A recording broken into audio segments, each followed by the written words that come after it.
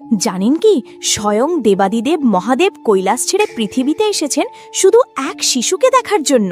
কিন্তু সেই শিশুর মা মহাদেবকে দরজার বাইরে থেকেই তাড়িয়ে দিচ্ছেন। কে সেই শিশু, আর কেনই বা মা যশোদা স্বয়ং মহাদেবকে চিনতে পারলেন না?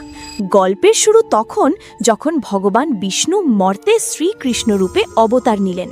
সারা বিশ্ব যখন নন্দলালের আগমনে উৎসবে মেতেছে, তখন কৈলাসে বসে মহাদেব কি আর স্থির থাকতে পারেন?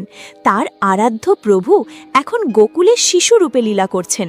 মহাদেব ভাবলেন, আমি এক্ষুনি যাব আমার প্রভুকে দর্শন করতে। কিন্তু সমস্যা হলো, মহাদেবের যা রূপ, গায়ে ভস্ম, গলায় সাপ, হাতে ত্রিশূল, এই রূপে গেলে তো গোকুলবাসী ভয় পাবে। তাই তিনি ধরলেন এক সাধু বা জ্যোতিষীর ছদ্মবেশ। তিনি গোপীদের মাধ্যমে মা যশোদার কাছে খবর পাঠালেন যে একজন বড় ভবিষ্যৎ বক্তা এসেছেন, যিনি নন্দবাবার সন্তানের ভবিষ্যৎ বলতে পারেন।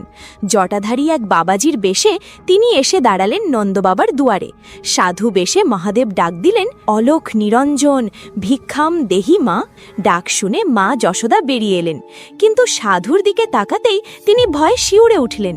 একই রূপ, বড় বড় জটা, গলায় জ্যান্ত সাপ ফনা তুলে আছে, হাতে চিমটা ও ত্রিশূল। যশোদা ভাবলেন, না না, আমার ছোট্ট গোপাল একে দেখলে ভয়ে মূর্ছা যাবে। তিনি দূর থেকেই বললেন, বাবা, আপনি এখান থেকেই দক্ষিণা নিয়ে বিদায় হন। আমার ছেলেকে দেখানোর সাহস আমার নেই, সে বড্ড ভয় পাবে। মহাদেব বললেন, তোমার ছেলে তো শেষনাগের শয্যায় শয়ন করে, সে কি সাপে ভয় পায়? কিন্তু যশোদা এই কথা বুঝতে না পেরে তাকে চলে যেতে বললেন।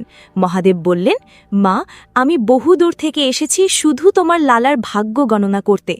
একবার শুধু তার মুখখানা দেখাও, আমি কিচ্ছু চাই না। কিন্তু যশোদা অনড়, তিনি কিছুতেই ওই জটাধারী সাধুকে ভেতরে ঢুকতে দিলেন না। মহাদেবও নাছোড় বান্ধা। মহাদেব দক্ষিণার বদলে শুধু কৃষ্ণকে দেখার জেদ ধরলেন এবং বললেন, দর্শন না পাওয়া পর্যন্ত তিনি ওখানেই বসে থাকবেন। আমি এই নন্দভবনের দুয়ারেই ধ্বনি জ্বালিয়ে বসে থাকব। তিনি চোখ বন্ধ করে ধ্যানে বসে মনে মনে কৃষ্ণকে ডাকতে লাগলেন, প্রভু, আমি এসেছি, তুমি কি দেখা দেবে না?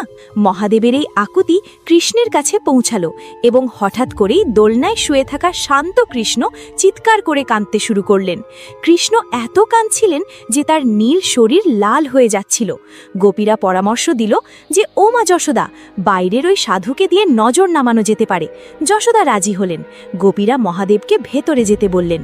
মহাদেব শর্ত দিলেন, পরের কাহিনী দেখার জন্য ভিডিওটি লাইক ও চ্যানেলটি সাবস্ক্রাইব করুন আর কমেন্টে লিখুন, জয় শ্রীকৃষ্ণ।